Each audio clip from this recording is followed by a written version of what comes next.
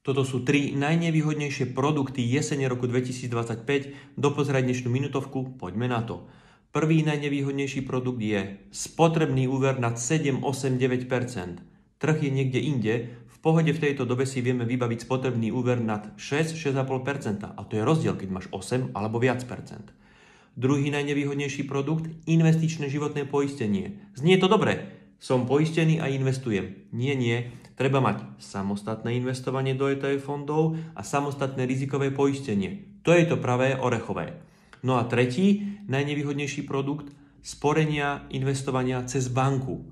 Vysoké poplatky, nízke výnosy a najmä to, že banka ti hneď stiahne daň z výnosu. Takže spotrebný úver nad 8-9% je zlý, investičné životné poistenie je poplatkovo náročné a sporenie investovanie cez banku